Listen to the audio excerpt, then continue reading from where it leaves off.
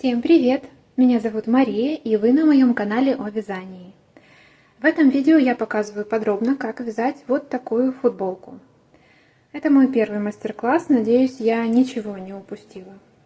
Итак, про пряжу.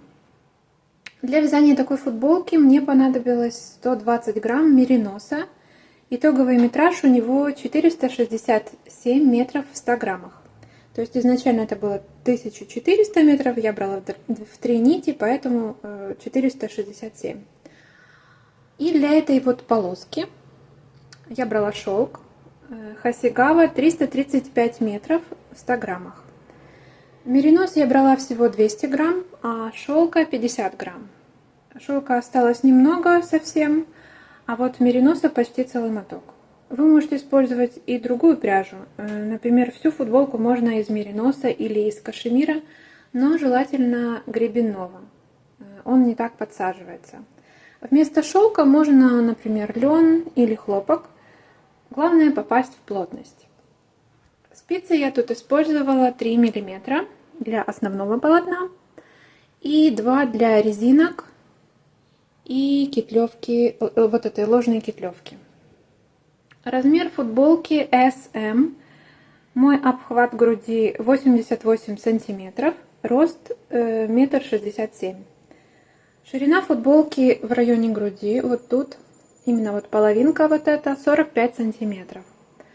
Длина от горловины переда вместе с резинками 42 сантиметра. Росток 5,5 сантиметров. Длина регланной линии переда у меня 19 сантиметров. Особенности моей фигуры — это небольшая грудь и небольшая сутулость. Для более шикарной груди я бы тут, конечно, делала выточки с помощью укороченных рядов. Они бы хорошо вот тут вот спрятались в регланных линиях. Что еще понадобится? Бросовая нить. Я брала вот такой вот обычный хлопок тоненький. Маркеры, крючок и игла у меня вот такая, для того, чтобы закрывать петли резинок и перебрасывать на нитку петли рукава. Спицы, если есть съемные, то супер, но можно и обычные, круговые. Номер 3 на разных размерах лесок — это 40 сантиметров для того, чтобы изначально набрать петли, потом 60 и уже 100 сантиметров. Спицы 2 тоже нужны короткие для рукавов, 40 сантиметров, 60 сантиметров для горловины и 100 сантиметров, чтобы резинку по низу вязать. Вот. Сейчас вставлю видео, как футболка выглядит на мне, и начнем вязать.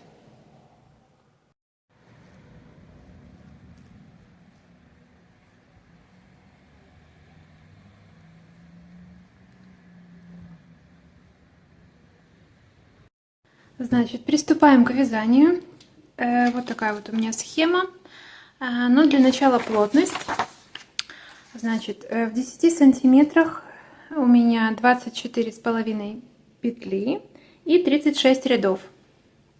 Значит, в 1 сантиметре 2,45 и 3,6. У меня горловину я всегда обычно себе для футболок теплых делаю 60 сантиметров. Значит, 60 нужно умножить на количество петель в 1 сантиметре. И таким образом у меня получилось 147.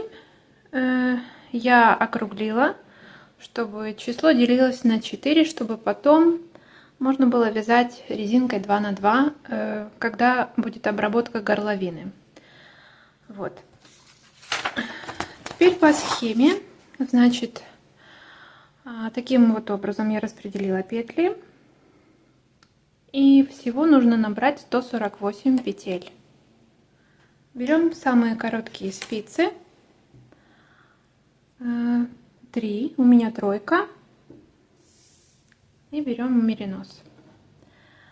У меня такой вот тоненький, потому я вяжу в 3 нитки.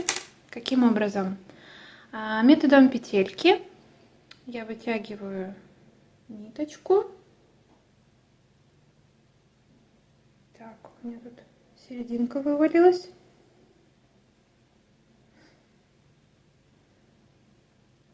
И делаю такую вот петельку, чтобы можно было сразу в 3 вязать из одного мотка. Вот эта петелька. И потом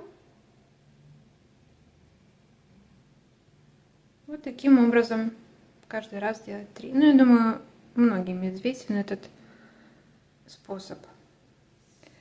Так, делаю ниточку себе.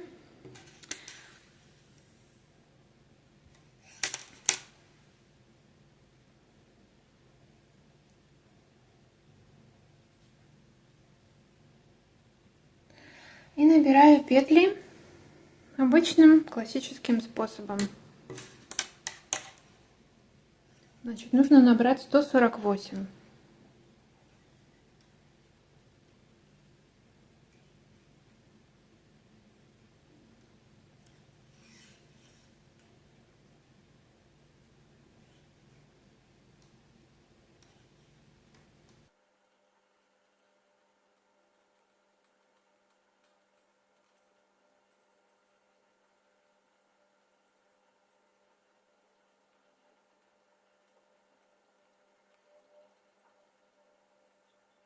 Набрали 148 петель. Смотрим внимательно, чтобы нигде не перекручено было, чтобы внутрь смотрели. Косичка наша смотрела внутрь. И набираем еще одну петлю, которую перекинем сейчас на другую спицу, чтобы соединить. Так. А эту зацепляем и меняем местами. Крайнюю. И подтягиваем.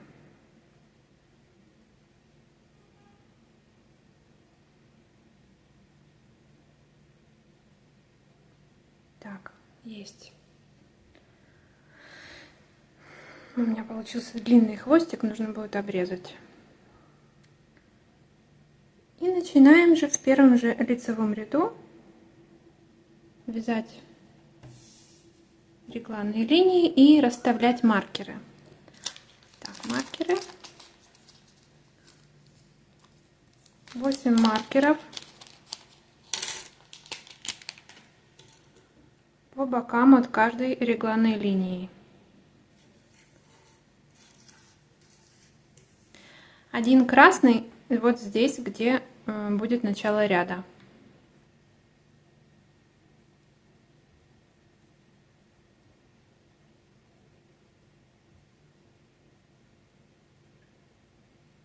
Так, мы начинаем. Надо сначала связать 43 петли спинки, потом регланную линию, зацепить вот эти 6 рукава и развернуться и вязать укороченными рядами.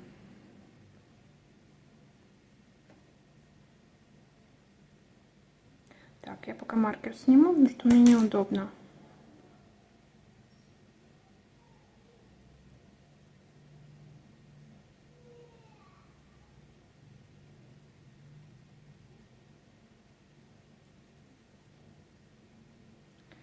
Так, нужно 43 петли.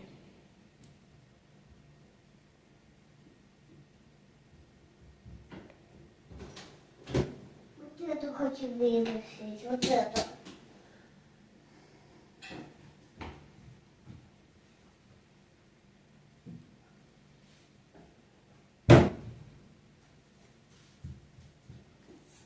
Ну что?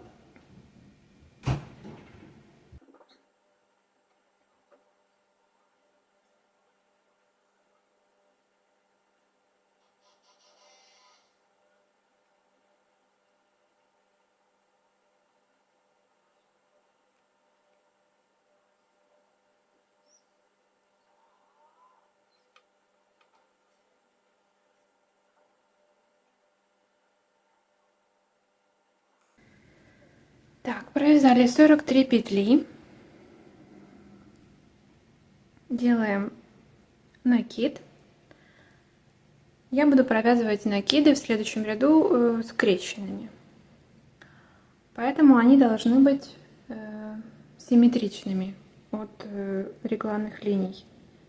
С одной стороны таким образом накид, провязываю 2 петли регланной линии, с другой стороны от регланной линии в другую сторону. Не знаю, ниточки тоненькие, вот таким образом. Один накид и второй. И 6 петель провязываю рукава. Так, 6 петель рукава я провязала. Теперь я разворачиваюсь. Беру еще одну петельку и обвиваю ее ниточкой. И разворачиваюсь. Теперь изнаночный ряд.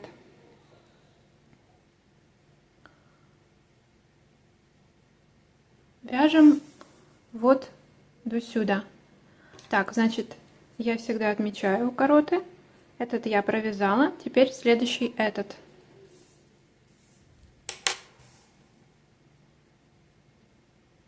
Вяжем просто изнаночными по рисунку, а накиды провязываем скрещенными изнаночными.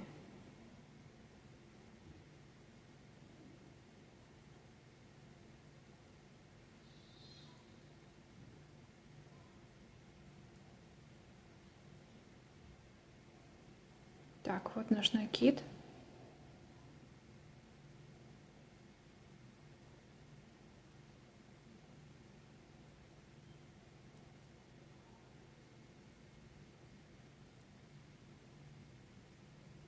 Провязали. Теперь регланная линия.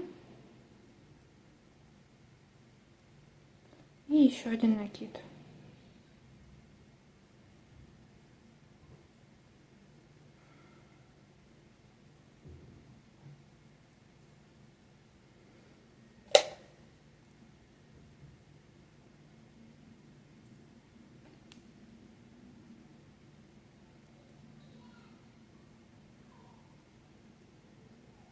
Вяжем петли спинки.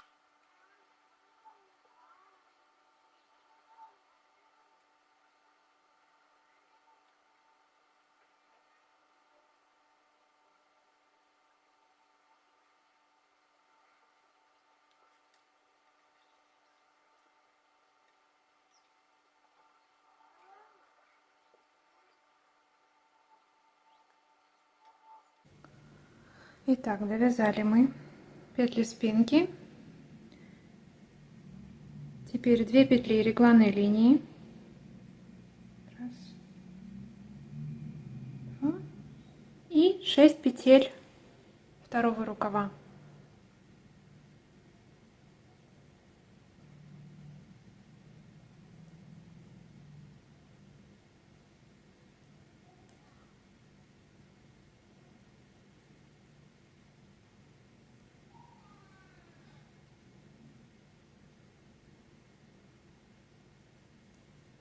Итак, теперь разворачиваемся, тоже обвиваем петельку, поворачиваем вязание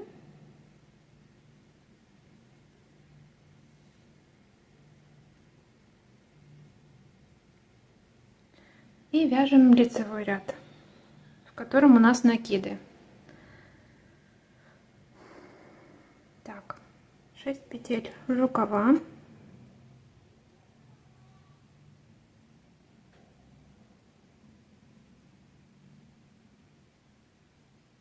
Далее регланная линия, один такой накид,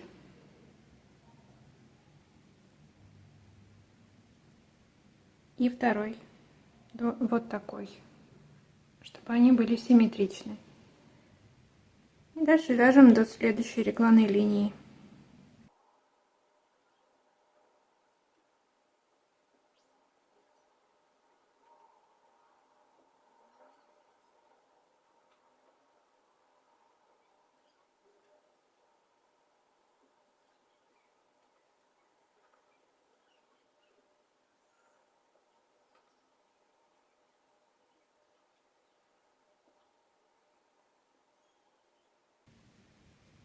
Так, довязала я до регланной линии, вот скрещенный накид провязанный. И теперь делаем новый. Вы, чтобы не пропустить регланную линию, расставляйте маркеры. Я не люблю вязать с маркерами, они у меня еще и неудачные. Так, и второй накид в другую сторону. Теперь вяжем до разворота.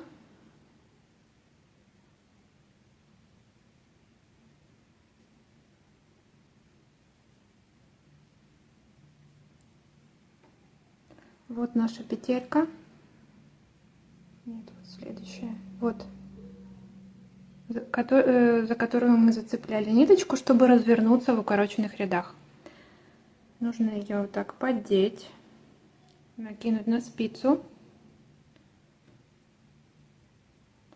и провязать вместе с лицевой. Вот так. Это первое, а всего нужно 5, и опять развернуться. 1, 2,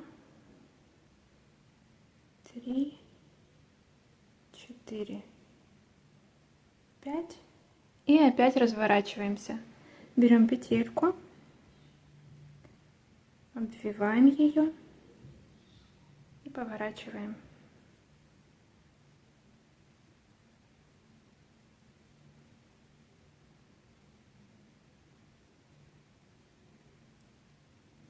Так, я забыла отметить.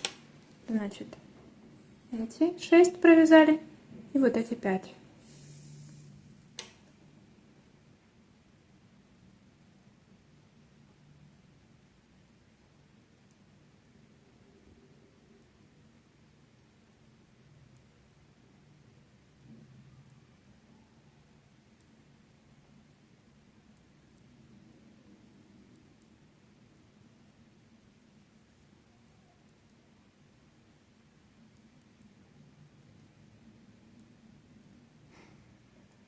Накиды возле регланных линий.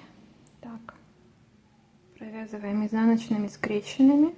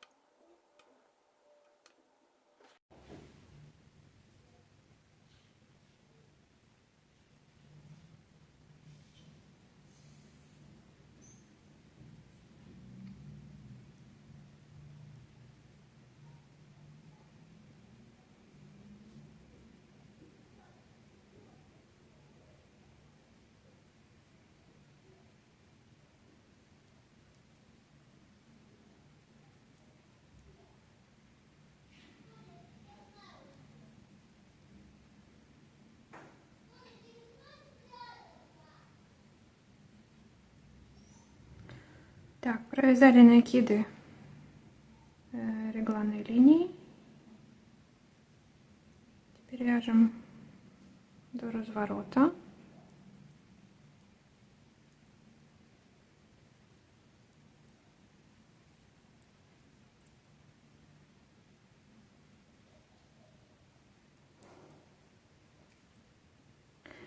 И вот наша обвитая петля.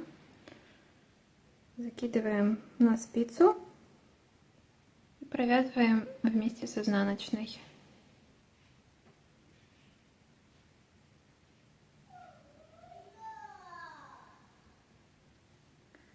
Так, и вяжем, получается, это первая и еще 4 петли рукава.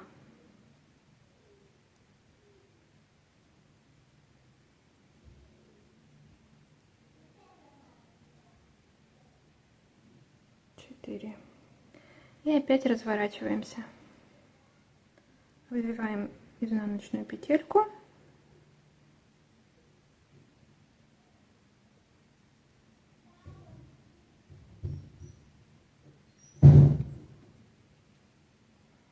Так. И вяжем дальше по рисунку. Я думаю, что в принципе тут все понятно. Вот. Вяжем дальше опять укороченные ряды. И укороченные ряды получается еще спереди, чтобы было углубление горловины.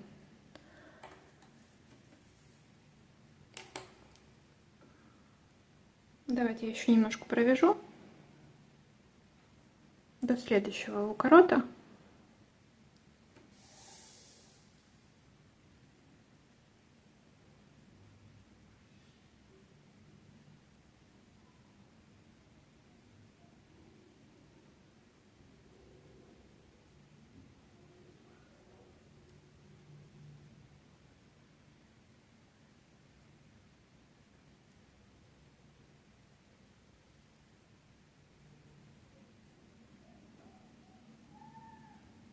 Так, накид, 2 петли регланной линии и опять накид.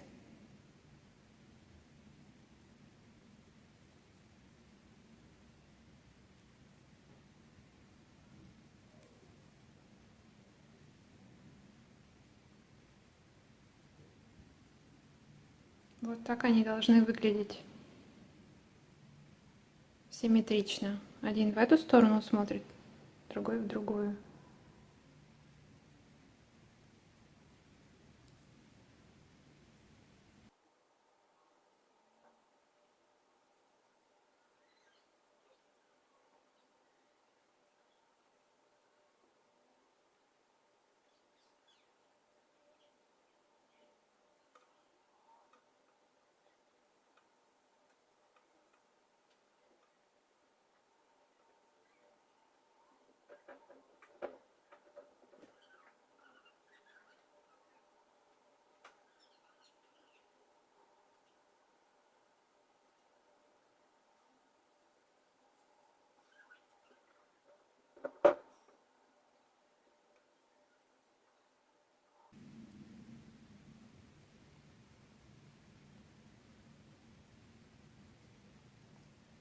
Так, довязали до обвитой петли.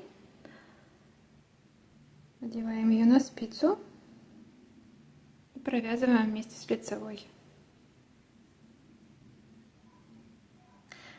Так, нам теперь надо 4 провязать. Значит, 1, 2, 3 и 4. Таким вот образом провязываем укороченные ряды. Значит, здесь 5 точек разворота в рукавах и потом по 5 точек спереди. Увидимся с вами, когда будут провязаны все укороченные ряды. Значит, после этого дальше 4, 4, 4, 4, 3, 3. И таким образом вяжем. И встретимся с вами на последнем укороченном ряду, когда будут провязаны все. Так, еще решила я показать, как будем переходить на передние регланные линии. Вот я уже провязала вот этот разворот. Вот тут. И вяжу теперь до последнего разворота в рукаве.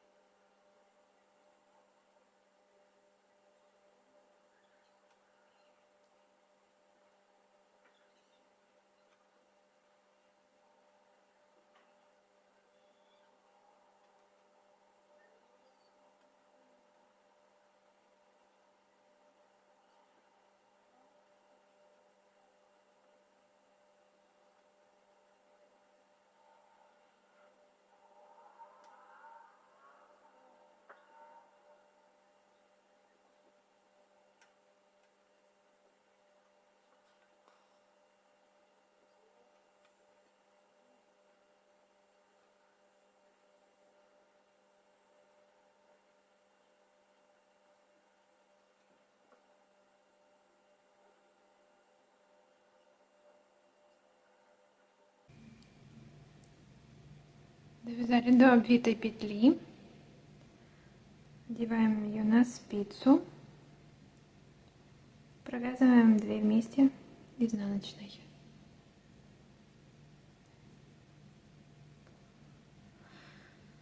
Так, 1, еще 2 петли и последний разворот в рукаве. Так, есть. И обвиваем еще одну петельку соседнюю. И разворачиваемся. Обвиваем так все время, чтобы с изнаночной стороны была ниточка.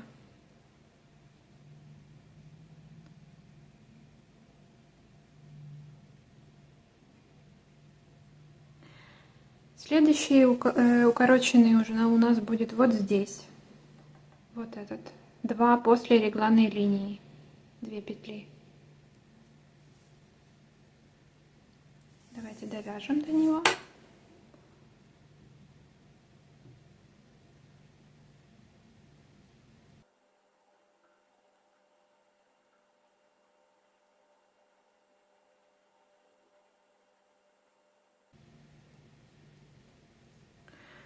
Так, довязываем до первой регланной линии. Помним, что все накиды в этом поворотном вязании, когда мы вяжем укороты, все накиды мы провязываем в лицевых. А в изнаночных мы провязываем накиды изнаночными скрещенными. Далее, когда уже будет круговое вязание, то в каждом втором будем провязывать накиды. И лицевыми будем провязывать скрещенными. Так. Накид. 2 петли и второй накид. Симметричный.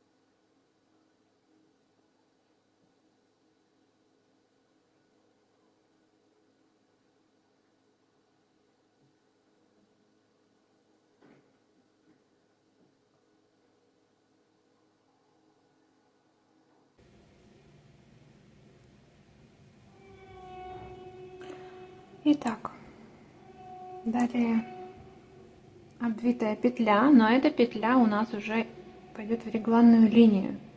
А значит, прежде чем провязать обвитую петлю, нужно сделать накид. Делаем накид,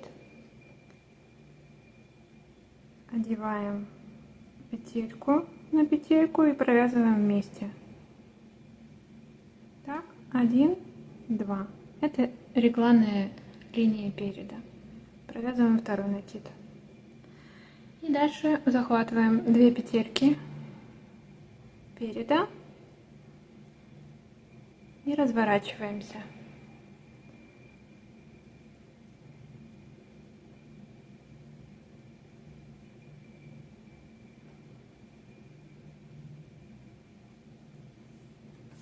Отмечаем укорот.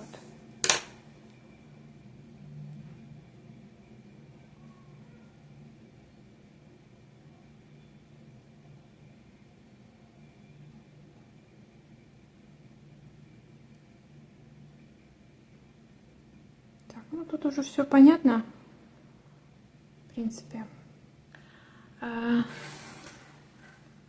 Вот провязали мы первую короткую спереди. Двигаемся таким вот образом. Вот так. И встречаемся после провязывания вот этого последнего. Вот этот последний укорот. Разворот. Итак, почти довязали мы последний укороченный ряд.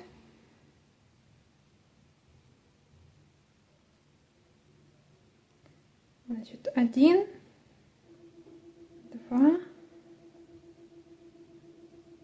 3, 4 и 5. И делаем последний разворот.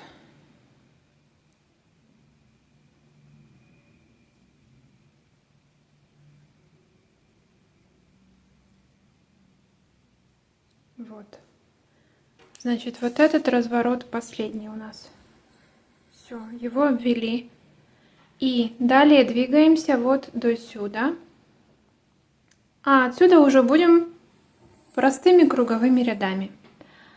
В следующем ряду нужно будет захватить вот этот вот разворотик, чтобы красиво лежала петелька ровно. И еще в этом ряду мы не провязываем в этой регланной линии и в этой прибавки, потому что за счет того, что были укорочены ряды, у нас тут получается разница. Здесь в этих регланных линиях меньше прибавок на одну, чем в этих. Поэтому довязываем до, смыкаем в круг, там, где мы начинали вязать. И следующий ряд, это мы пропускаем тут прибавки и тут, и подхватываем разворот последнего укороченного ряда.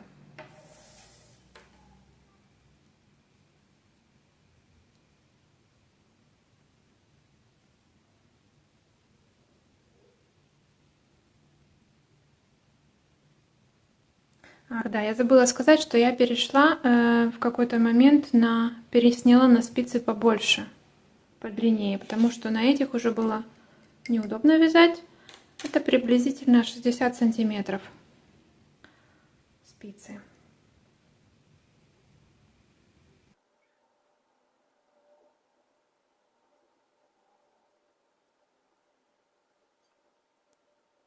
Тут еще прибавки мы провязываем.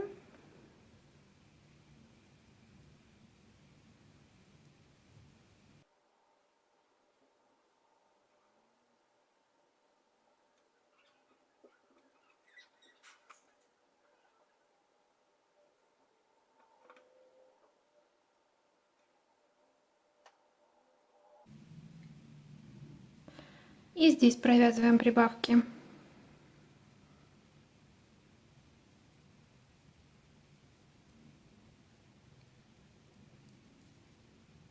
Следующие две регланные линии мы пропускаем прибавки, а далее вяжем в каждом втором ряду.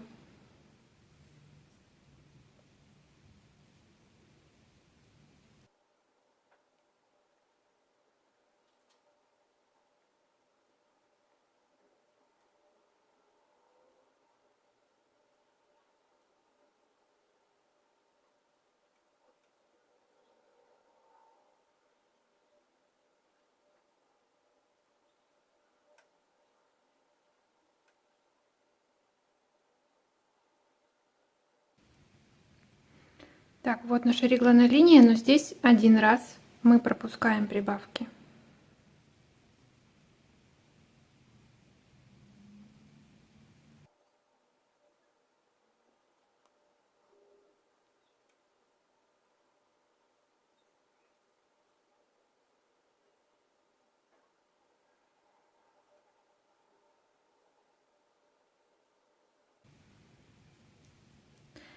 И в этой регланной линии тоже пропускаем.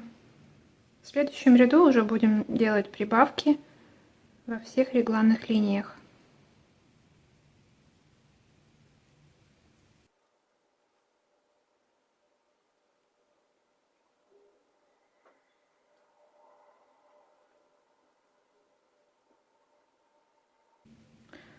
Так, вот дошли мы до разворота.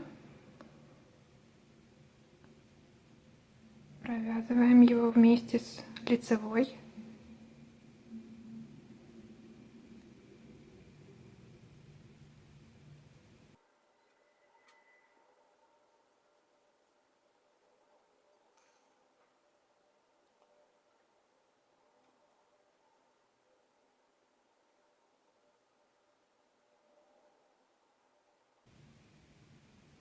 И здесь еще один разворот, который был последний. Он получается в другую сторону, потому что такие мы обычно провязывали в изнаночных. Поэтому его так же само одеваем на петельку, то есть на спицу, только за петлей. И провязываем вместе с лицевой.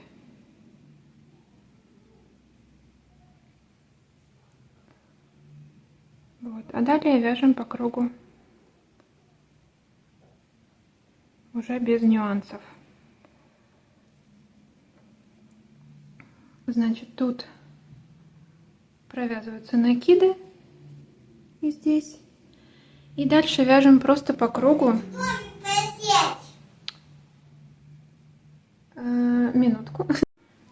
Так, значит, вяжем дальше просто по кругу, в каждом втором, делая прибавки в регланных линиях. Где-то 14 сантиметров должно быть по передней регланной линии. У меня это приблизительно 50 рядов. То есть, если посчитать саму регланную линию, вот здесь ряды, должно быть 50 рядов. Вяжем далее самостоятельно. Встретимся через 50 рядов в передней регланной линии. Значит, не 50 рядов я провязала. Сейчас буду довязывать 38 ряд. Померила я все это и поняла, что мне 50 рядов будет много, так как здесь еще нужно переходить на шелк. Вот, значит, 38 рядов нужно провязать из мериноса. Довязываем 38 ряд. Да, кстати, перешла я на спицы побольше, это метровые. Уже на них буду довязывать до подрезов.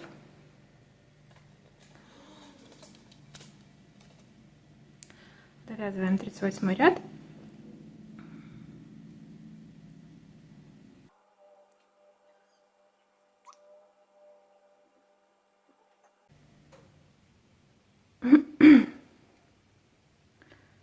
Так. И отсюда начинаем вязать из шелка. Значит, у меня приблизительно здесь передняя регланная линия получилась 14-15 сантиметров. 38 рядов от самого начала.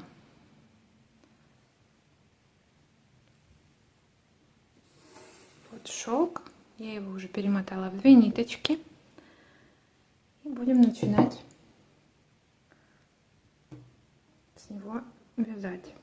Первый ряд я буду вязать изнаночными. Такой будет как будто ряд отделять меринос от шелка. Значит,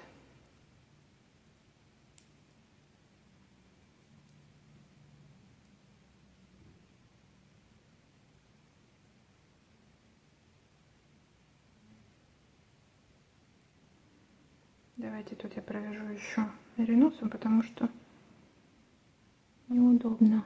Так, вот. Теперь шелк.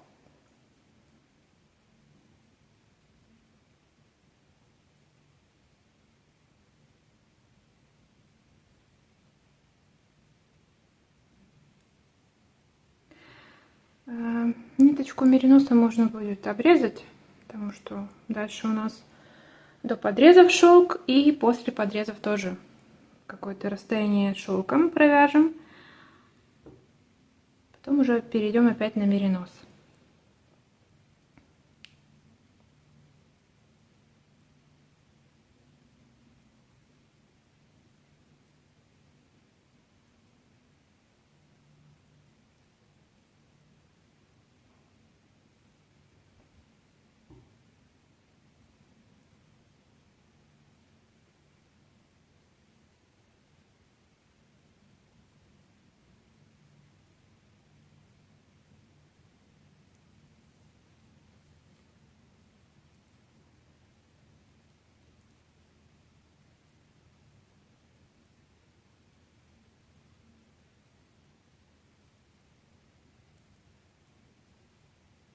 По ощущениям нитка шелка, она как будто бы толще. Но шелк нужно вязать плотнее, чем меринос, поэтому все в порядке.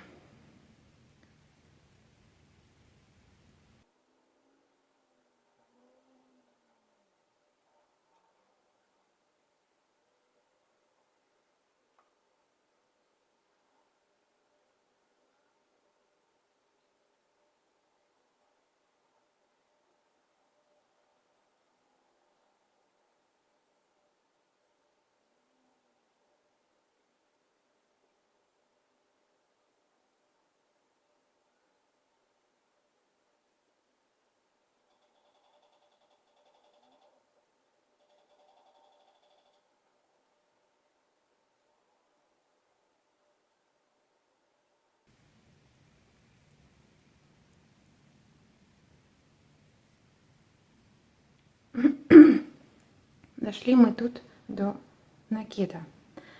Значит, вяжем его также, потому что в следующем ряду он будет провязан лицевым.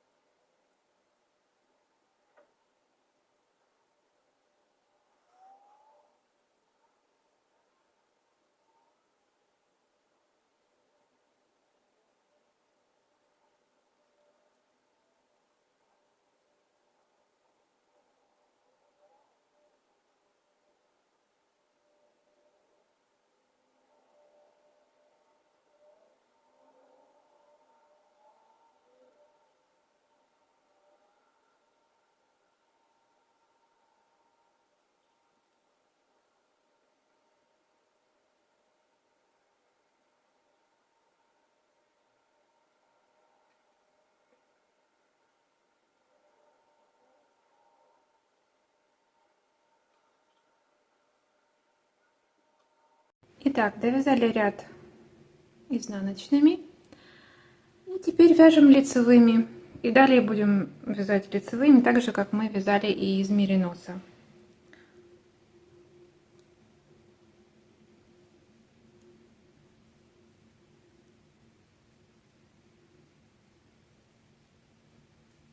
Повторяем все так же самое в каждом втором ряду. Делаем накиды и вяжем где-то 3 сантиметра. Вот. Когда провяжем, посмотрим, что получится. Итак, провязали мы 3 сантиметра шелком. Так вот получилось. Что мы делаем дальше?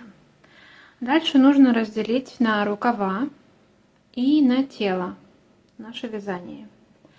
Для этого с помощью крючка для подрезов набираем цепочку из 9 вот таких вот соединительных столбиков. Просто цепочку, то есть. Итак, берем ниточку, берем какую-то тоненькую, обычно я беру это мерсеризированный хлопок, Ну, у вас может быть какая-то другая тоненькая. Главное, чтобы она не была с ворсом. Так.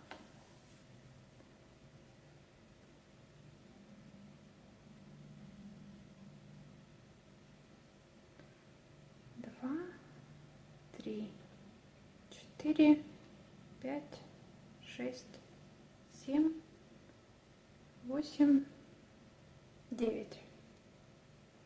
Так, тут у нас все правильно. И вот эту вытягиваем, обрезаем, вытягиваем. Вот такие вот штучки. С помощью них мы будем вязать петли подреза. Так, и еще нужна иголка для пряжи, чтобы переснять рукава на нитку. Можно использовать эту же нитку. Так, теперь вяжем. Еще разок нужно провязать петли по спинке. Вот наше начало ряда. Вяжем ряд, вяжем до следующей регланной линии. И далее будем делать подрез.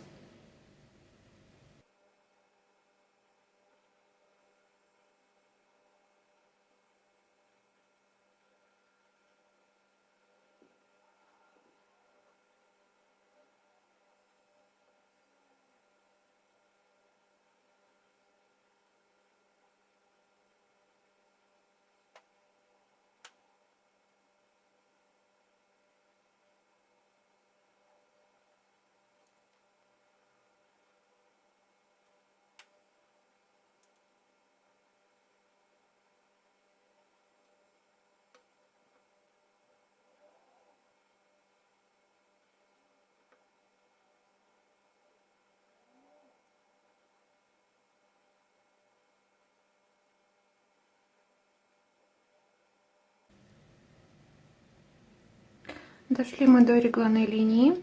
Так как она состоит у нас из двух петель, одну петлю мы берем в тело, другую в рукав.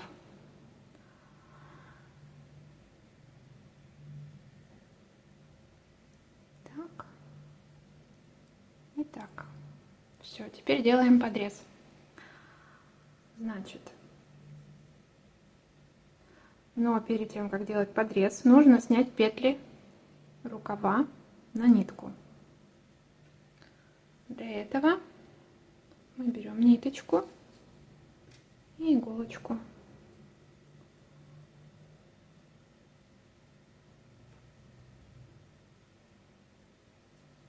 Берем нитку с запасом, обрезаем и переснимаем рукав.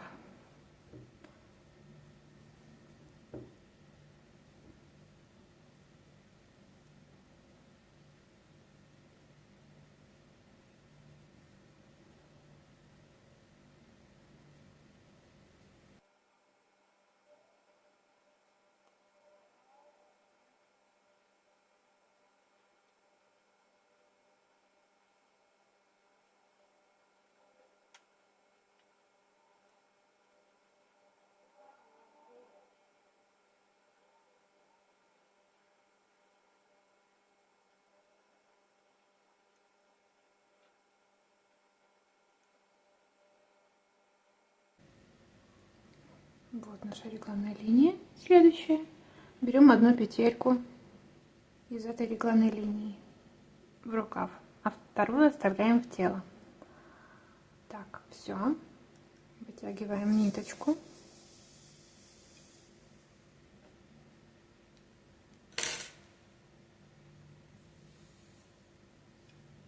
Вот наш рукавчик на ниточке.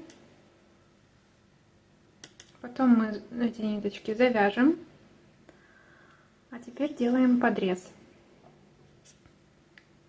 На вот эту спицу одеваем вот это, что мы подготовили, вот эту цепочку. Каким образом?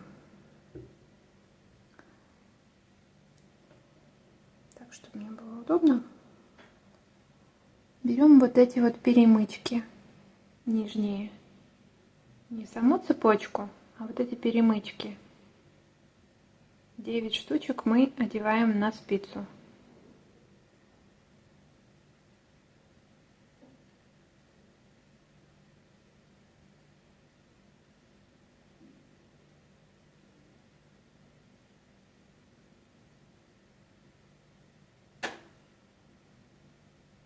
Так.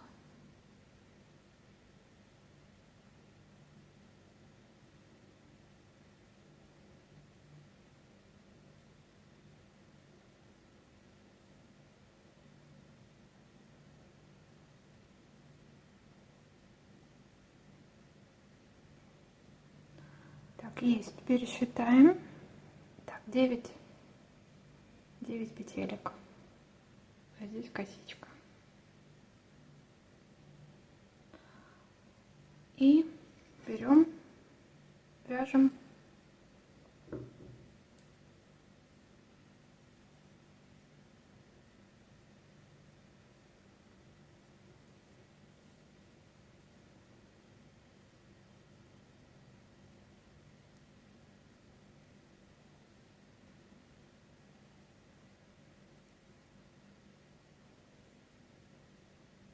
Стараемся вязать плотненько, чтобы потом в подрезе, когда будем вязать рукав, не было дырочек. Так.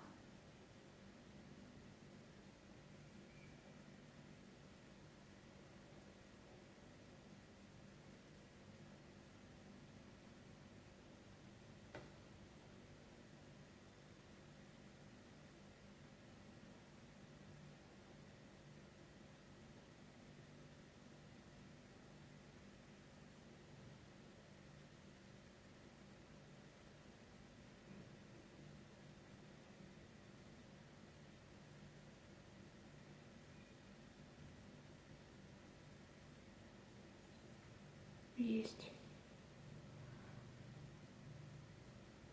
Один подрез готов. И дальше вяжем вперед. Рукав у нас остался на нитке. Спинка, подрез вперед.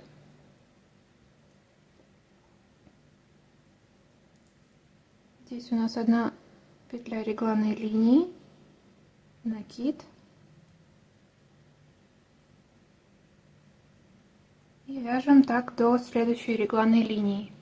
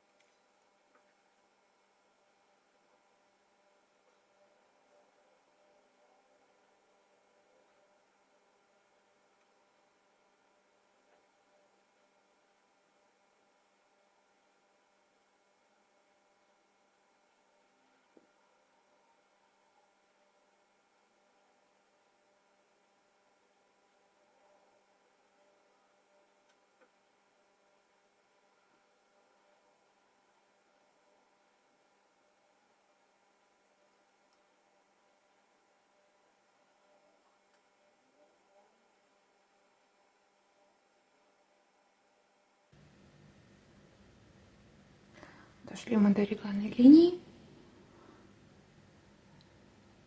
Довязываем. И снимаем петли на нитку, петли рукава.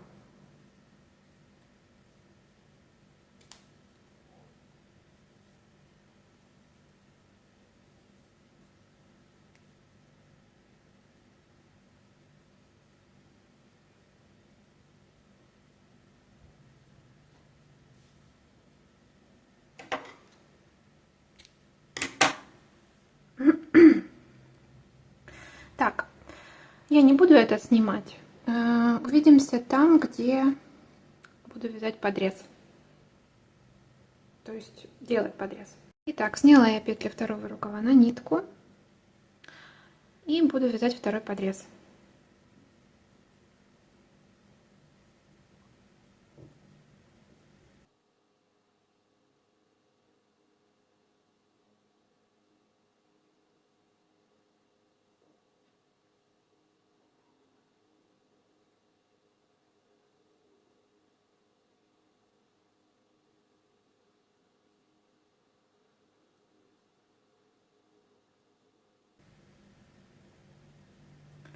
Есть. И замыкаем вязание в круг.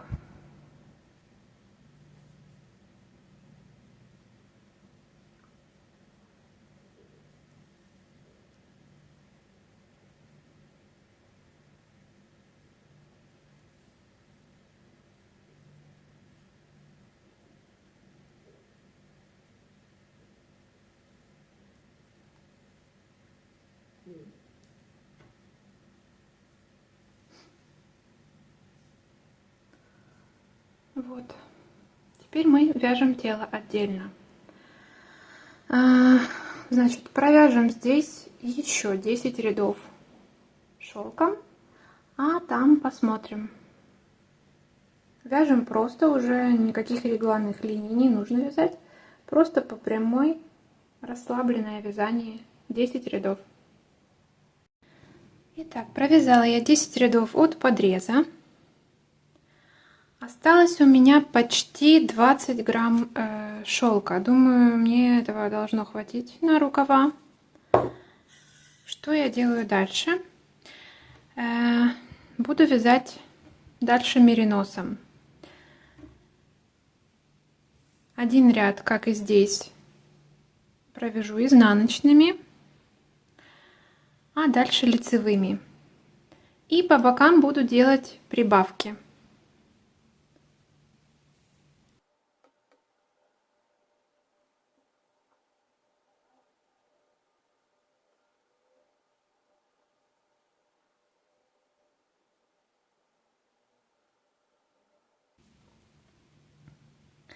Ниточку потом я обрежу, эту шелка, и нужно будет ее как-то хорошо закрепить, чтобы она не выскальзывала.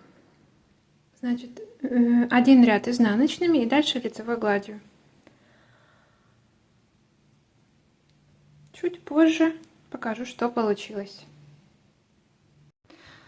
Итак, вот сколько я уже провязала. Так вот оно выглядит. Это спинка. Значит, здесь поправка. Шелка я провязала от подреза не 10 рядов, а 15. Решила я чуть пошире сделать эту полоску. И у меня образец из шелка, я решила пустить его в ход на рукава. Значит, тут у меня прибавки 4. И с этой стороны тоже. Получается, первая прибавка у меня здесь 15 рядов, потом 16 изнаночный. Получается, в 17 ряду первая прибавка, а следующие 3 в каждом 15. Вставлю видео, как я делаю прибавки. Я беру вот эту центральную петлю, 9 петель подреза, а центральная петля, от нее получается 2 прибавки вот этой петли. Я делаю ее из нижнего ряда, вытягиваю петельки. Таким образом делаю прибавки. 3 прибавки. Получается в 17, потом в 15 ряду, еще в 15 и в 15. Всего 4, по 4 парных прибавки с каждой стороны, справа и слева. От последней прибавки я провязала тут 24 ряда. И 25 провязала на спицах уже номер 2, чтобы плавно перейти на резинку. На резинку мы всегда вяжем на спицах поменьше. Тут у меня маркер, который обозначает начало ряда. Получается, вот у нас тут начало ряда было в самом начале, после регланной линии. И вот так вот идет. Когда уже мы перешли на подрезы, здесь вот эта вот петелька, это начало ряда, когда мы перешли чисто на тело. И вот таким вот образом эту петельку я проследила. Можно, конечно, отмечать все время, переставлять маркер, чтобы не запутаться, где начало ряда, потому что здесь с прибавками постоянно смещается. Ну, вот эта вот петелька отсюда. Вот так вот я отметила, чтобы вязать уже резинку. Резинка будет у нас 2 на 2. Петель у меня здесь вышло, я посчитала, 240. Как раз делится на 4, что нам и нужно, чтобы вязать резинку 2 на 2. Провяжем где-то 10 рядов приблизительно, посмотрим. И закроем иглой. Начинаем вязать. Я всегда начинаю резинку вязать с лицевых. То есть 2 лицевые, потом 2 изнаночные.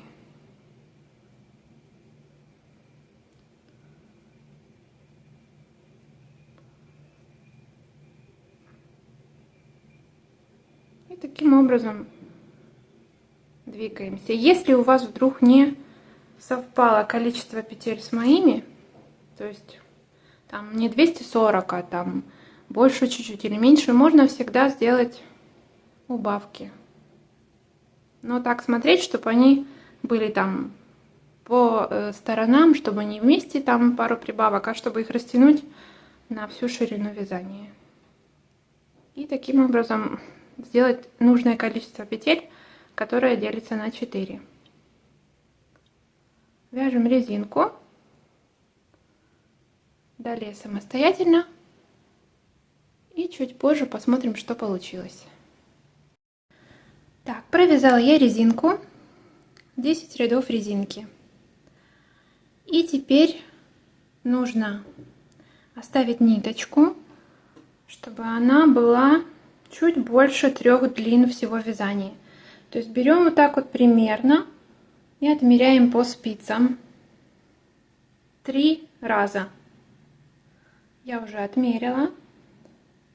У меня это где-то метра 2,5-3. Но вы смотрите по своему вязанию, сколько вам надо. Берем иголочку и вдеваем кончик ниточки.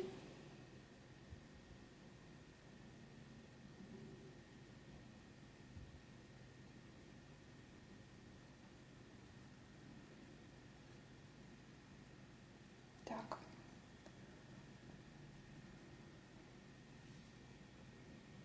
Ниточка получилась, конечно, длинная. Главное, чтобы она тут нам не путалась.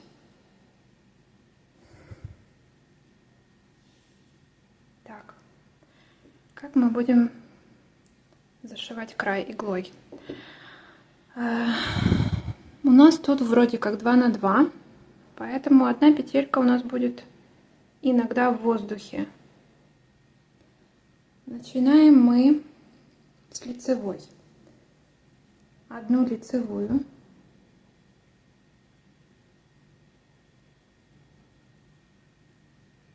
Вот. Лицевая, тут у нас изнаночная. Одну лицевую берем. Вот так вот снимаем и шьем.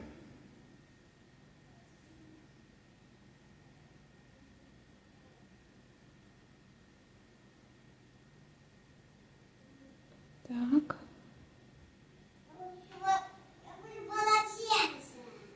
Сейчас прошу прощения. У меня дети дома. Так. Значит, лицевую мы сняли. Возвращаемся к изнаночной. До этой, которая, до лицевой. И вот таким образом, чтобы она была не перекрученная, снимаем тоже. И вытягиваем нитку.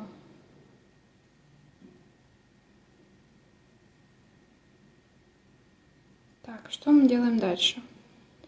Дальше мы должны сделать сшить 2 лицевые вместе, вот эти.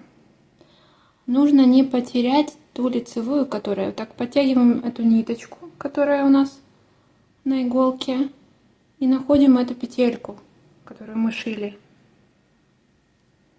Вот она. Берем ее еще раз, прошиваем вместе со следующей.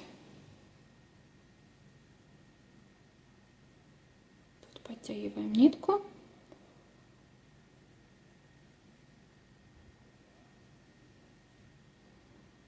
Так.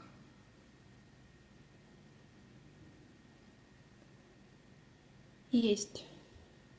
Теперь нужно вернуться опять к изнаночной, которую мы уже поддели, но ее теперь нужно вот со следующей изнаночной прошить.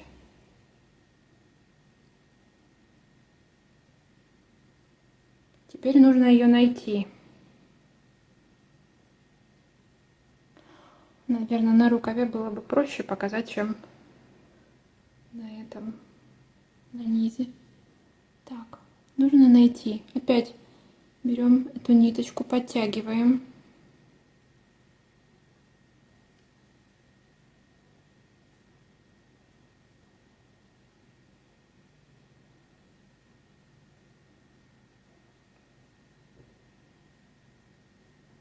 Я сама уже ее потеряла. Так, вот она.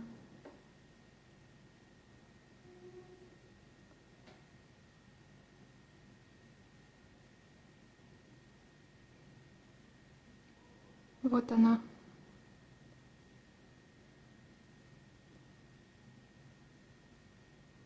Но ее нужно с этой стороны. Получается вот так. С этой стороны с изнаночной. И вместе со следующей изнаночной подхватываем.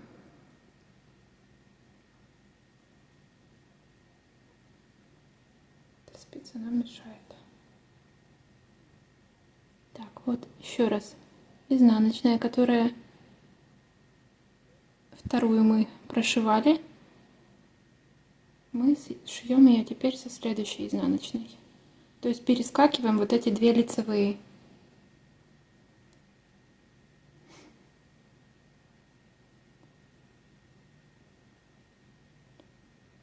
Так, точно ли я ничего не напутала?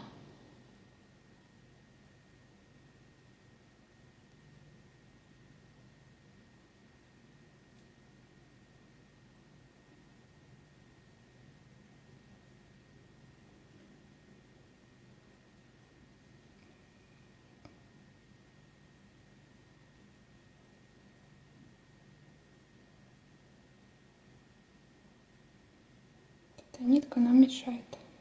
Так. Дальше пойдет уже все просто.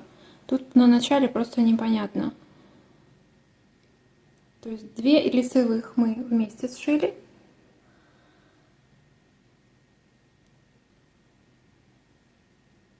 Так. И с изнаночной.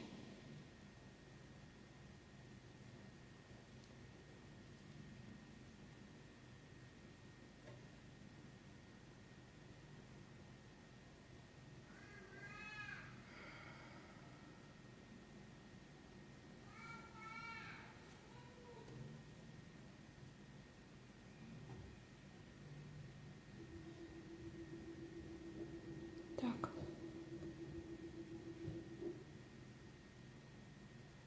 Что мы делаем дальше? Мы все время будем чередовать лицевые и изнаночные. То есть сшиваем 2 лицевых, 2 изнаночных, 2 лицевых, 2 изнаночных. Так. И опять нужно искать эту петельку, которую нужно сшить. Главное ее не потерять, чтобы красивый был край. Вот она. То есть подтягиваем эту ниточку, которая на нитке. Подтягиваем ее. Вот. И она вытягивает эту петельку.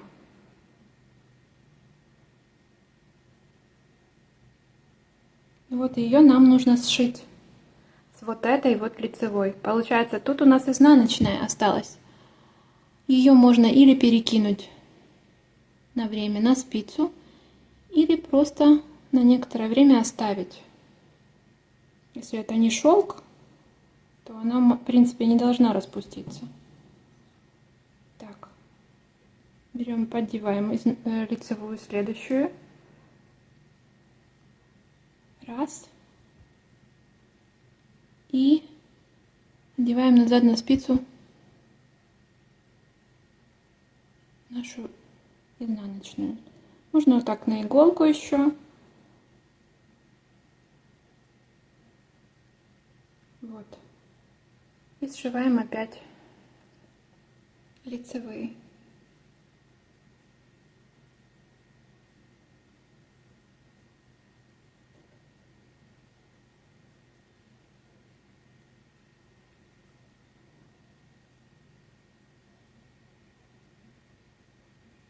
Так, вот наша изнаночная. Та, которая у нас была здесь, мы ее переместили.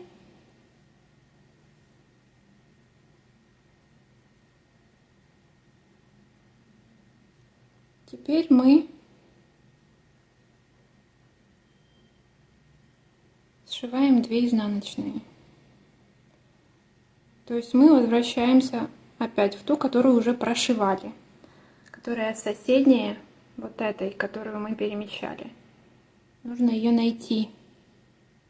Берем, подтягиваем ниточку опять. Вот она вылезла. И берем их вместе с соседней, сшиваем.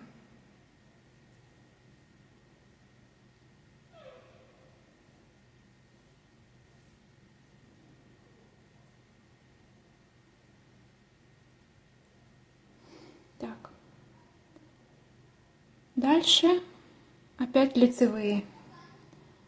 Вот эта ниточка, вот эта петелька.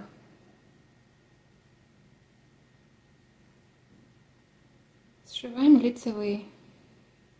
И всегда стараемся, ну они в принципе в круговом вязании всегда таким образом стоят, если вязать бабушкиными петлями, стоят таким образом, что их не нужно разворачивать. Если же вяжете классикой, то тогда нужно смотреть, чтобы они были как будто бы спинкой друг к другу, эти петельки. Вот. Симметрично.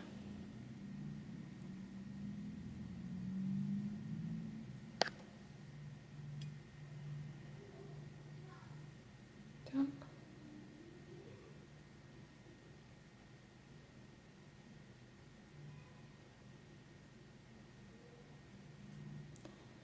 Есть. Теперь изнаночные. Вот такой вот край получается. Ищем изнаночную.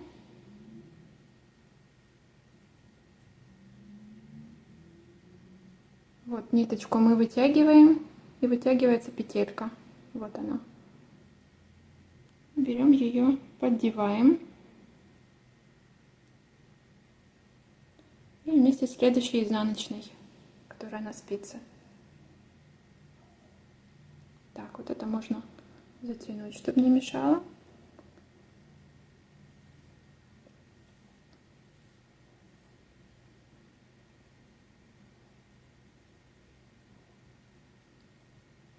Так, теперь лицевые. Еще раз, если сложно найти петельку, вытягиваем ниточку, и вот она, вот это.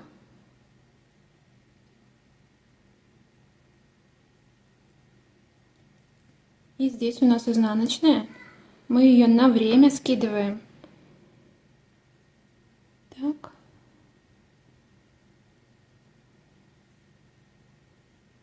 Раз, два. И прошиваем.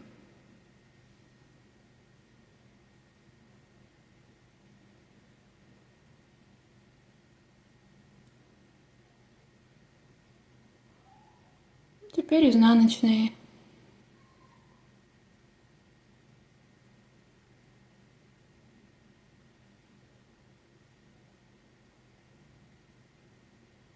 Они тоже должны смотреть таким же образом, как и на лице, если перевернуть. А если так смотреть, то они как будто смотрят друг на друга.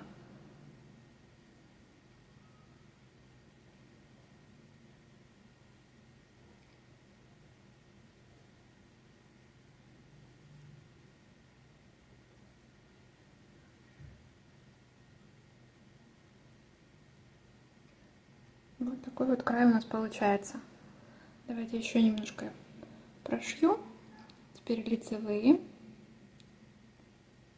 Здесь все просто.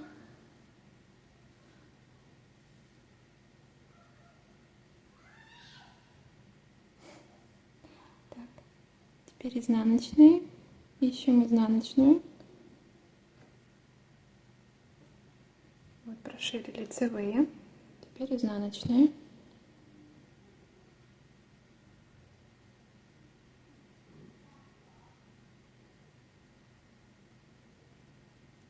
Следующий.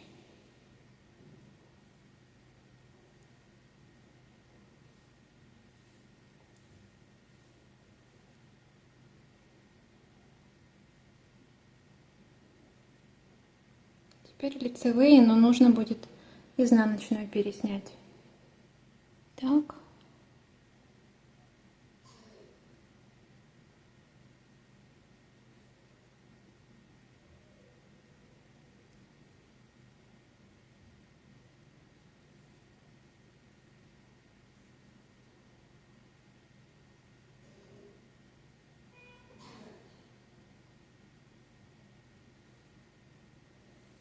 И таким образом мы зашиваем до самого конца. Если нитку отрезали правильно, то должно хватить.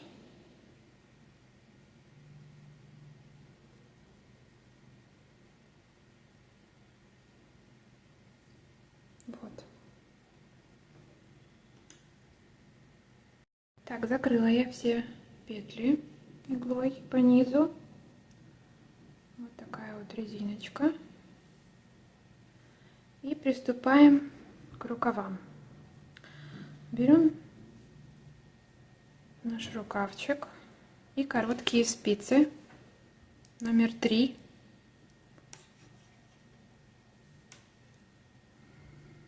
И начинаем мы с подреза. Значит, если в эту сторону у нас было 9 петель, то в другую сторону получается у нас будет 10.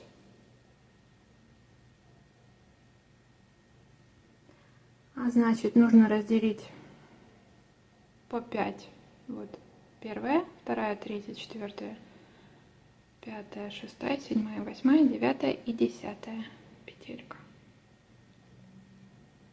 И набираем мы с 6-й, то есть первая, вторая, третья, четвертая, пятая, шестая. Вот 6-я наша петелька.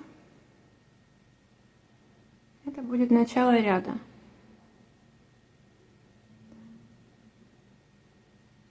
Вот петельки, вот они. Не распуская, я набираю на спицы эти петельки. Таким образом, за левые стеночки их поддеваю, чтобы потом, когда мы распустим вот эту цепочку, чтобы петли были на спице. Так, есть 5 набрала. Теперь уже идут петли рукава, которые мы переснимали на нитку. Здесь будет такая дырочка, мы потом ее уберем, провяжем 2 вместе и зацепим тут лишние. Так, тут у нас накид попался. Вот теперь вот с нитки мы переснимаем на спицу. Аккуратно смотрим, чтобы не расслоилась у нас нитка.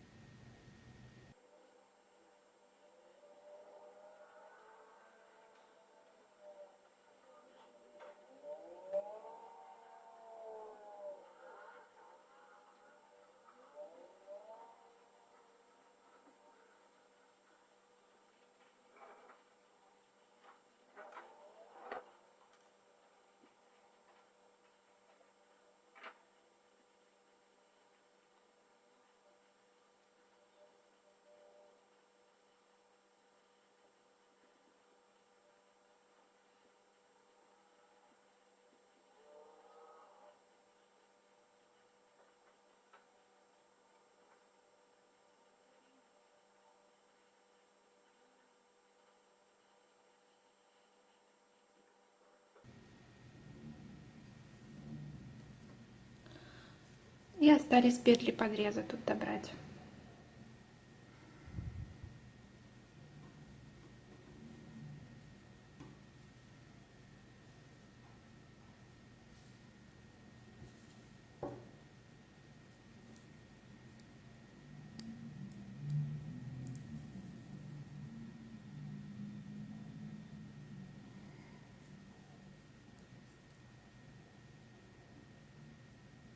Вот она, первая петелька подреза.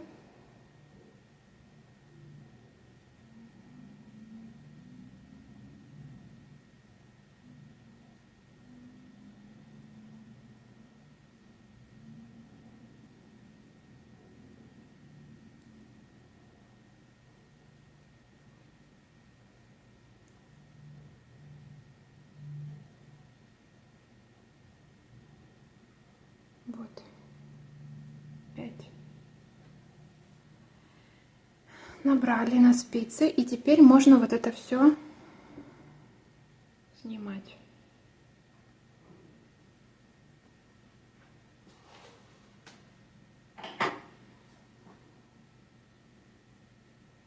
Обрезаем.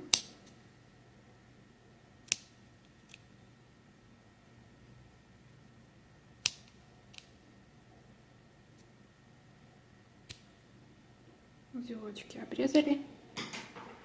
Так, эту ниточку вытягиваем. И теперь распустить вот это то, что мы крючком вязали.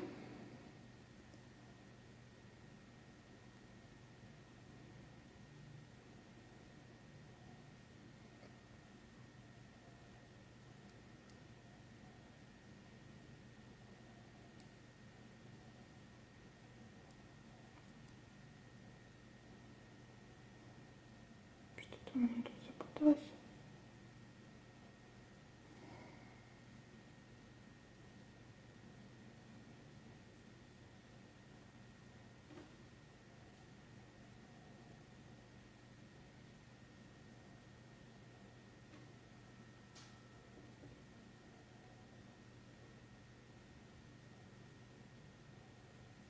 Все.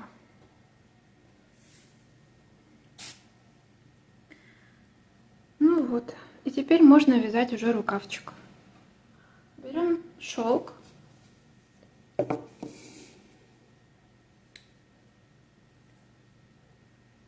Привязываем ниточку небольшую тут. Как привязываем. Потом она привяжется уже, когда будем прятать кончики.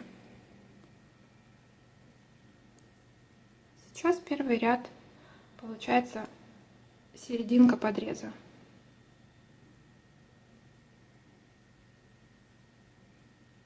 В этом ряду мы будем прятать дырочки.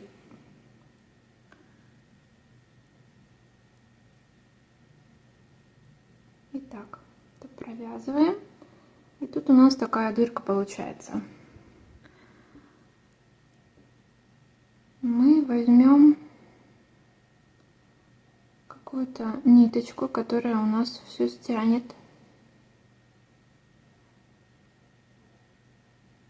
Можно вот эту. Или вот эту. В общем, смотрите, как у вас там. И провязать 2 вместе.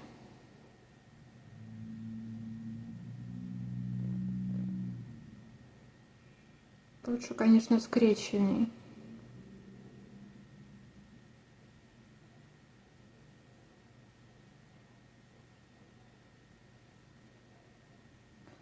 Вот, провязываем вот эту, которую мы зацепили. Тут ниточка болталась, со следующей вместе. Вот. И спрятали нашу дырочку. И вяжем дальше. У нас тут был накид. Так, вот у нас тут накид. Провязываем его скрещенной лицевой, как мы и вязали. И вяжем дальше.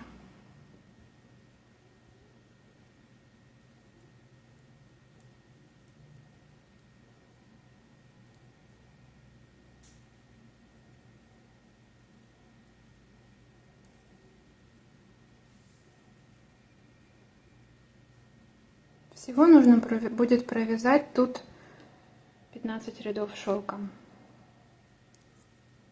как и в теле мы вязали.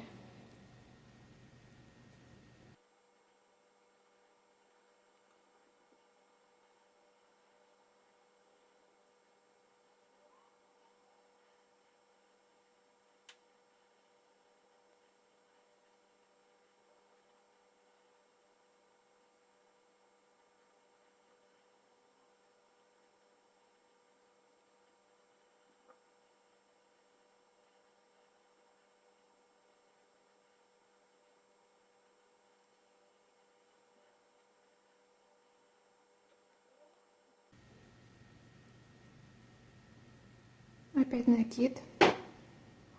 Провязываем скрещенный, лицевой.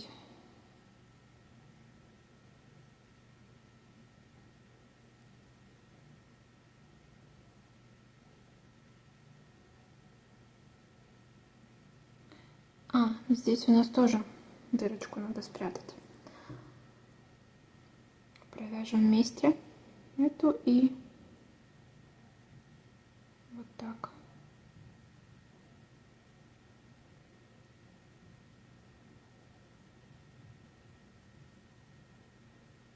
Эти две вместе надо провязать.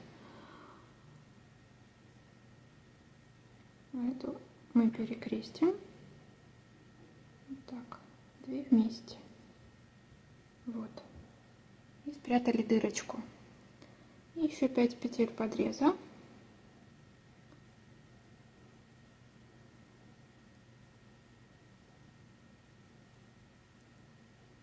Вот. Провязали один ряд.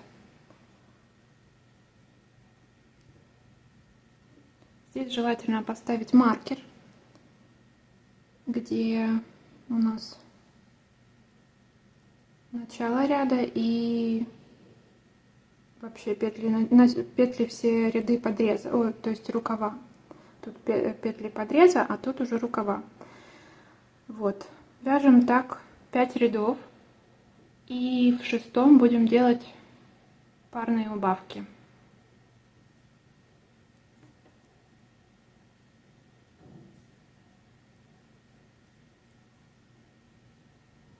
Итак, сейчас будем делать убавки в рукавах. Я довязываю, это получается 5-й ряд. Я всегда делаю их сразу.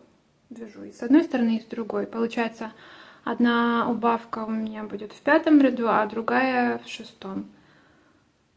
Я люблю, когда сразу их провязываю, потому что если я вяжу сначала с одной стороны, я потом могу забыть сделать вторую в этом же ряду. Поэтому получается у меня так смещается убавки. Итак, довязываю 5-й ряд.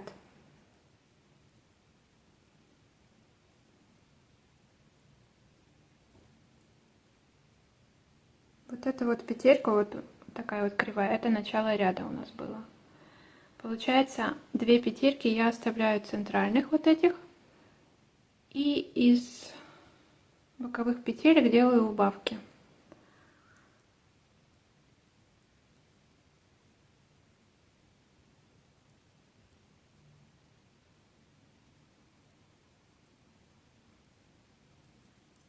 Так, вот.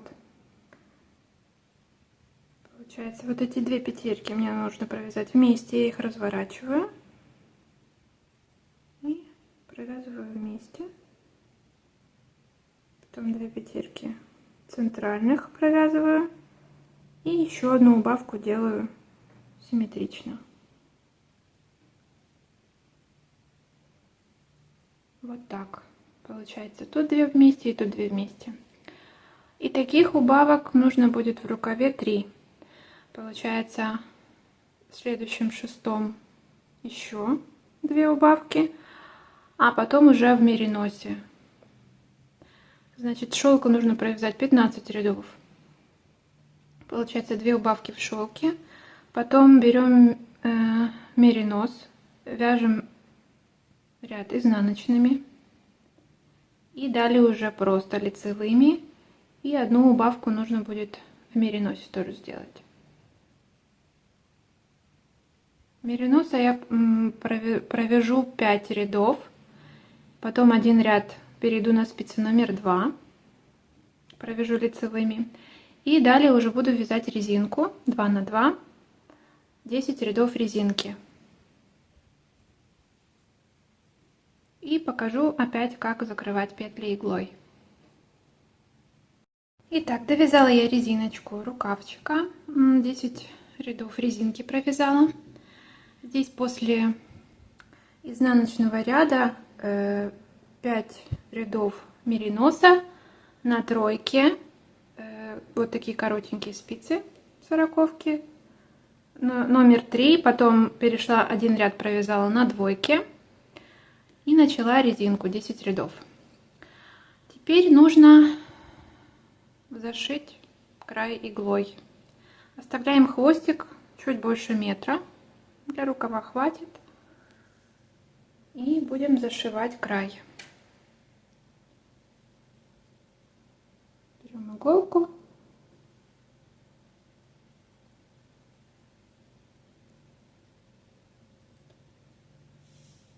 Так. Так же, как и по низу, начинаем с первой лицевой. Прошиваем ее.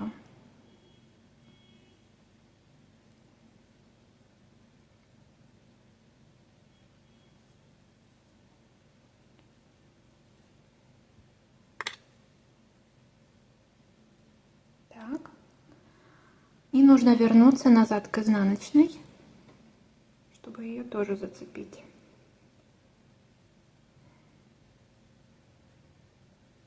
Вот эта изнаночная. Берем ее вот так, подцепляем и снимаем.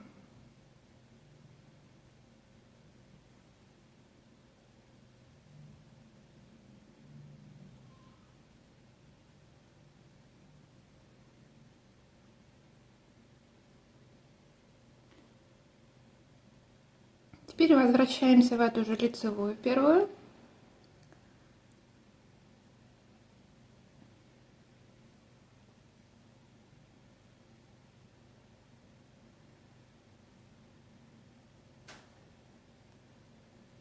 И соединяем ее со следующей. Так, тут подтянуть.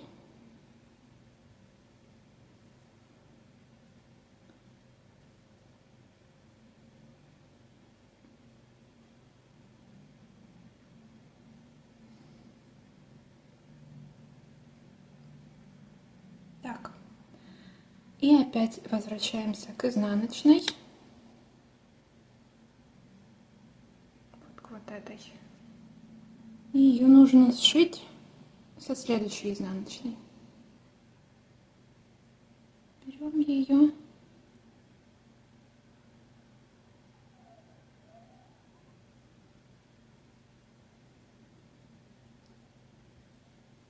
Сшиваем.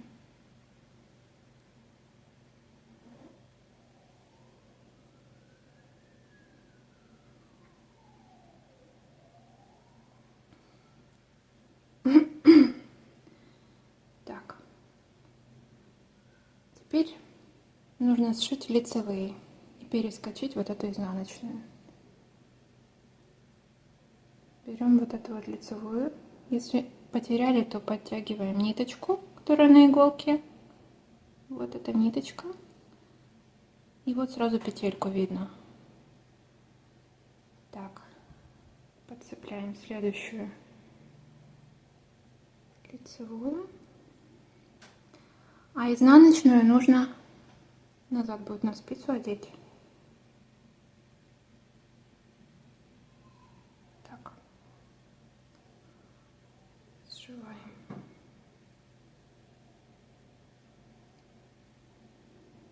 Возвращаемся к изнаночной. Ищем вот пару вот к этой. Вот тут она. Это нитка, которая вот вытягивает петельку нам нужную.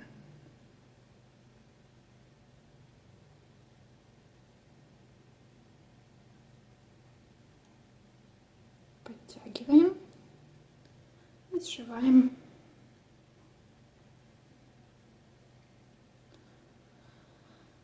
Так, лицевые.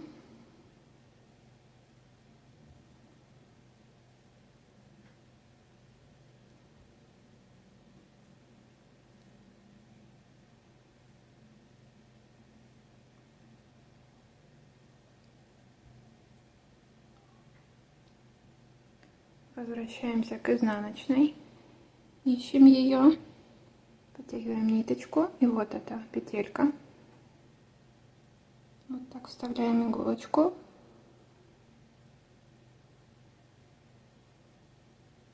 И подцепляем.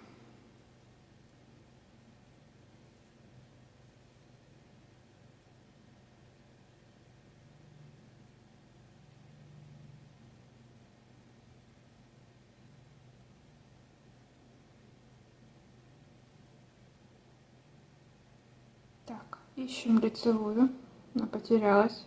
Вот наша нитка, и на ней петелька. Вот это. Раз. Со следующей лицевой.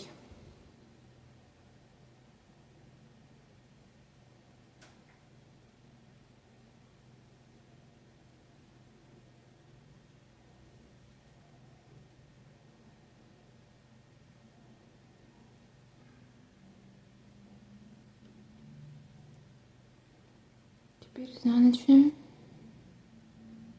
вытягиваем с помощью нитки петельку.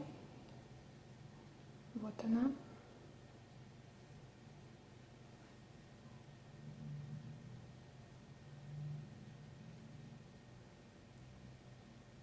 Нитку подтягиваем, но не сильно, так чтобы резинка была эластичная по низу. Подтягиваем. Вот. 5 лицевые.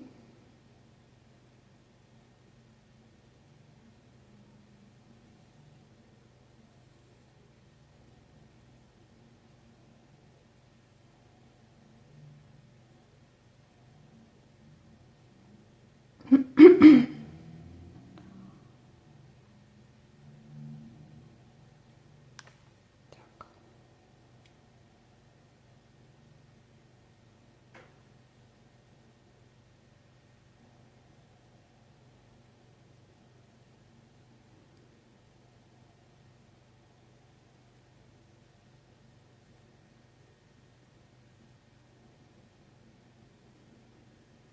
Вот такая вот получается резинка, какой край.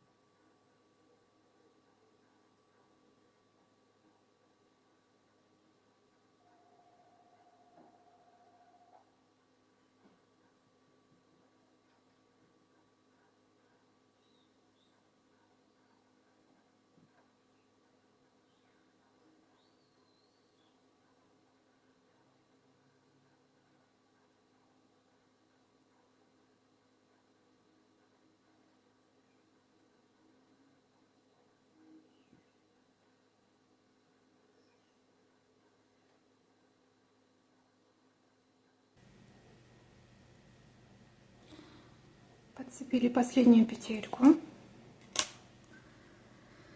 Так, и теперь я покажу, как тут соединить все, чтобы было красиво.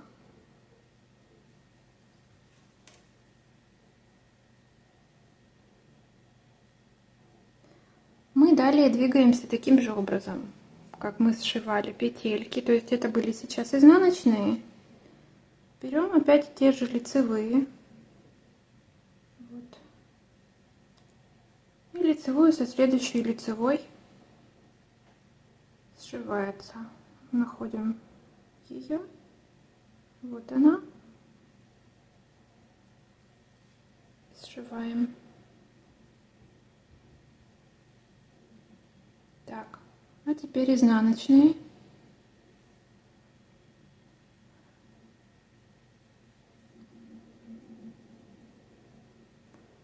Вот наша изнаночная. И со следующей. Нужно ее тут найти. Вот она.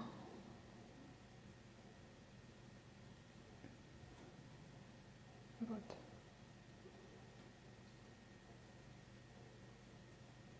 Подтягиваем. Сшиваем.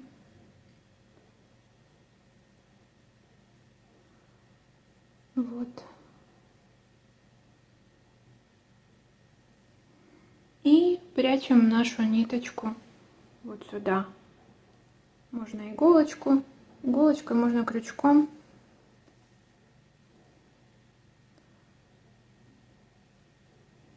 Например, вот так вот за стеночки.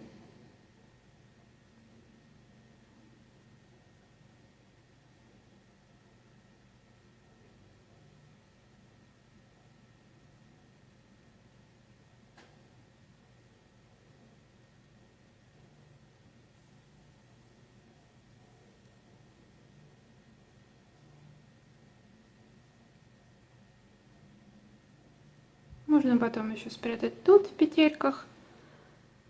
Пока что я оставляю кончик, потом обрежу его. Вот, значит, получилась такая резиночка.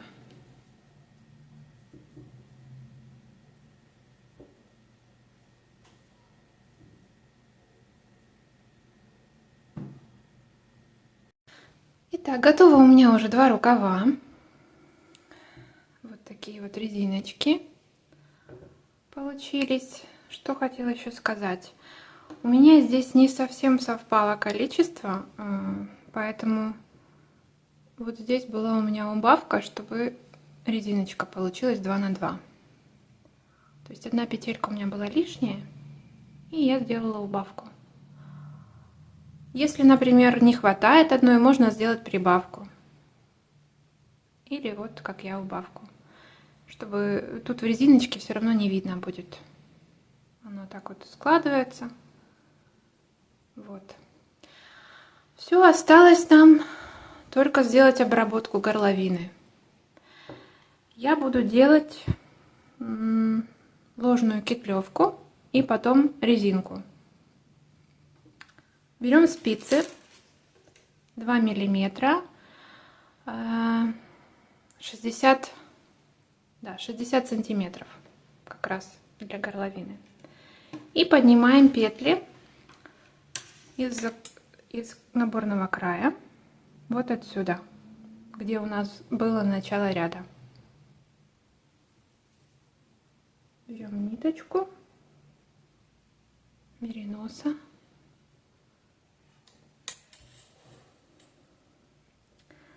и поднимаем. Из каждой, получается, здесь будет из каждой петельки набрано. Вот такие вот. Как будто бы косичка. Вот берем вот эту же первую и поднимаем петельки.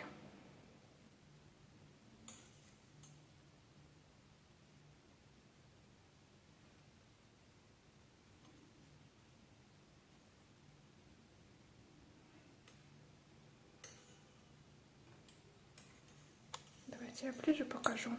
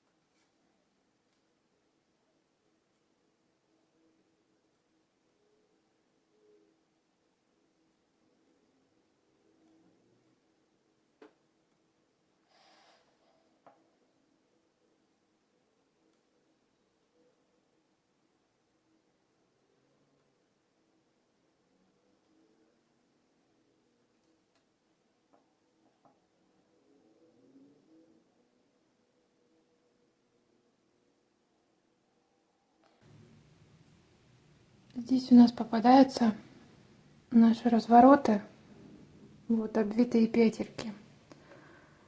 В принципе, если случайно их захватить, ничего страшного.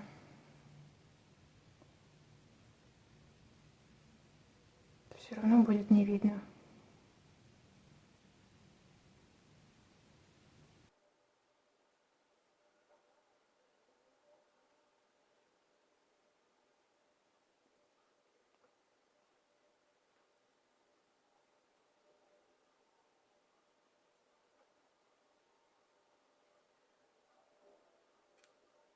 Так, подняла я петельки все. Вот такая вот косичка получается здесь. И первый ряд я вяжу изнаночными.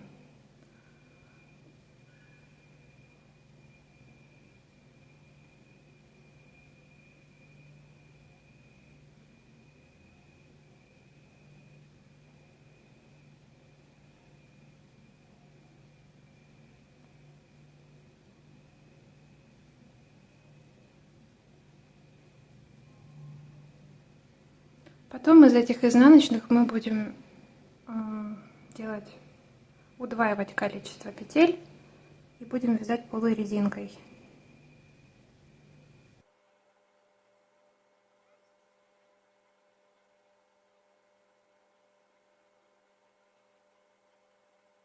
Так, провязали ряд изнаночными и далее одновременно удваиваем количество петель и вяжем первый ряд полой резинки. Как я это делаю? Значит, берем вот эту вот петельку изнаночной, одеваем ее на спицу и провязываем ее так. Провязываем ее лицевой. А вот эту изнаночную мы снимаем. Еще раз. Можно прямо отсюда вязать, не одевать на спицу. Вот так. И изнаночную снимаем.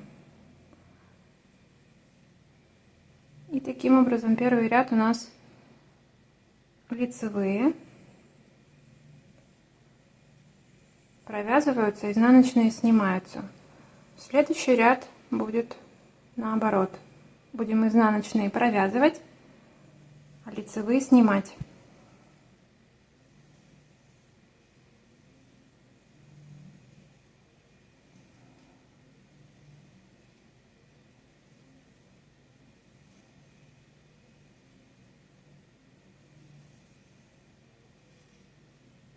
И вот так вот мы двигаемся.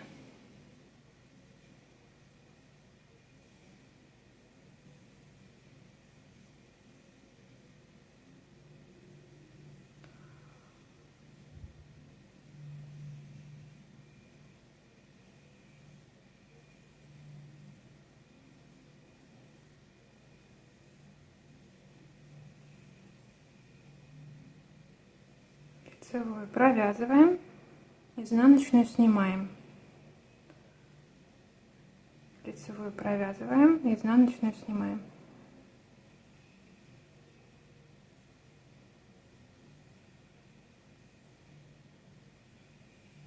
Довязываем ряд до конца. Довязали ряд до конца. Вот что получается. Теперь этот ряд вяжем изнаночные, а лицевые оставляем. Значит, первая у нас лицевая. Мы ее переснимаем, не провязывая. Дальше изнаночную провязываем. Лицевую снимаем, изнаночную провязываем. Нить, когда лицевые снимаем, за петелькой. Стоп, изнаночную пропустила.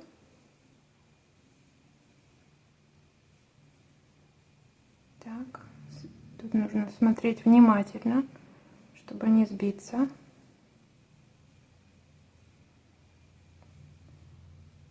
лицевую пропускаем, изнаночную провязываем.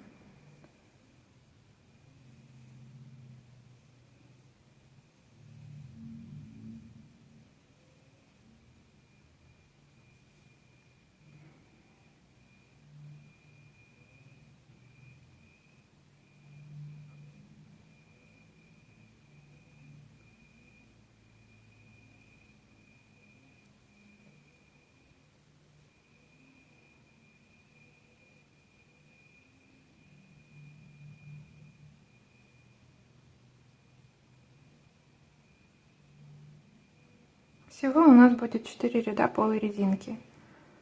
То есть 2 раза мы вяжем лицевую, 2 раза изнаночную.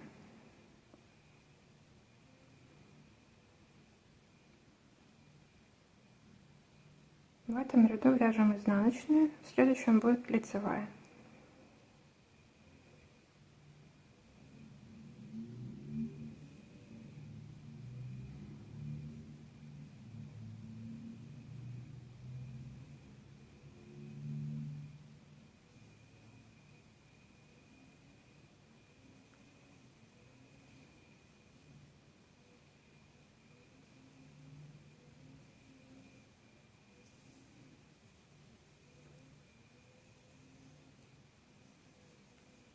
Таким вот образом вяжем ряд до конца. Довязала я второй ряд полой резинки. Поставила маркер тут, чтобы не перепутать. А теперь в этом ряду вяжутся лицевые петли, а изнаночные переснимаются. Так. Лицевая провязывается, изнаночная снимается. Все очень просто.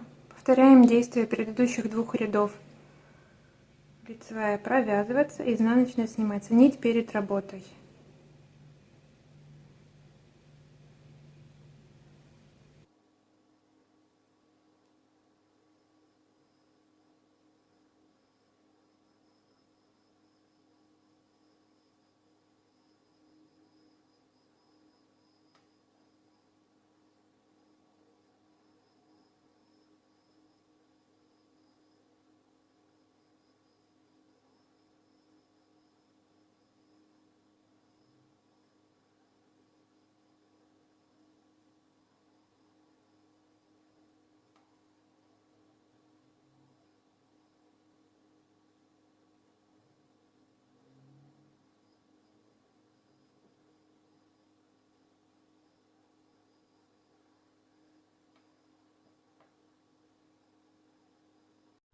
И остался последний ряд полой резинки, в котором мы лицевые снимаем, а изнаночные провязываем.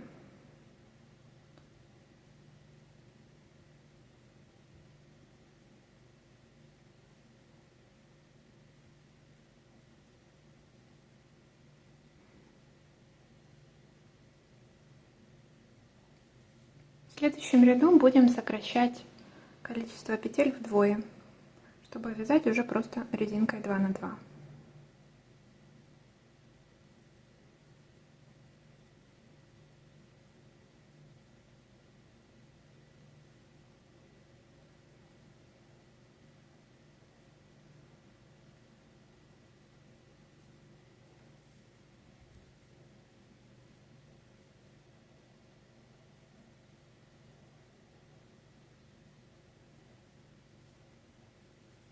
Довязываем ряд, и я покажу, как сократить. Довязали 4-й ряд полой резинки. Вот так вот это выглядит. И следующий ряд вяжем, все просто, по 2 вместе. Начинаем с лицевой, захватываем лицевую и изнаночную, и провязываем вместе. И вот так вот сокращаем назад.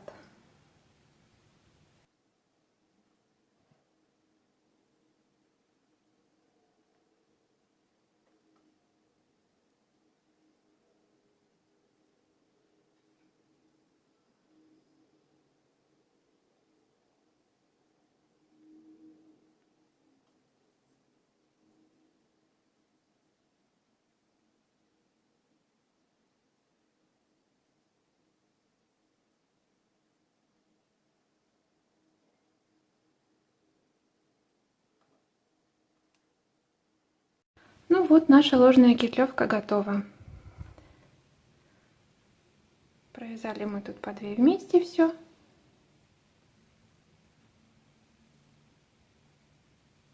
Вот. Осталось связать резинку, и футболочка будет готова. Значит, вяжем 10 рядов резинки, как вот тут, и закрываем иглой.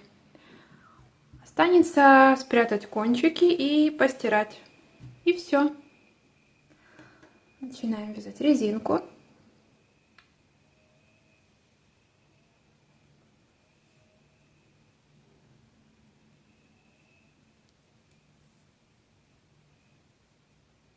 Первые 2 лицевые.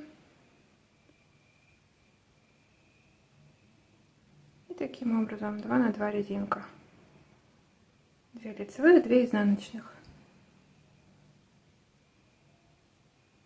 Так как мы набирали 148 петель в самом начале вязания и потом поднимали из наборного края петли, то тут проблем не должно быть, все должно совпасть. Резинка должна тут быть четко, так как 148 делится на 4. Вяжем 10 рядов резинки и закрываем иглой. Итак, довязала я резинку по горловине. Вот так вот получилось. Взвесила я, получилось, что 160 грамм весит футболка. Это я уже спрятала кончики. Осталось у меня вот столько шелка. И почти целый моток у меня остался мериноса. 84 грамма тут из 100, а шелка у меня было 50. Как я тут поспрятала кончики? Ну, еще оставила, конечно, ниточки, чтобы уже после стирки знать, как их обрезать. Вот. Надеюсь, что шелк у меня не повылазит обратно, потому что он скользкий. Если повылазит, придется думать, как закрепить нитку. Возможно, придется как-то подклеивать, не знаю. Не хотелось бы, конечно.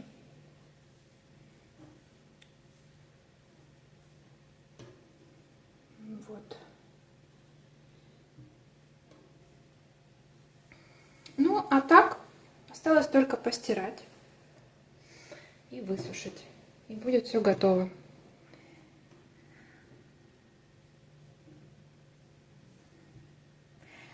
Спасибо вам, что вязали со мной. Надеюсь, вам было полезно. Всем удачи и до новых встреч!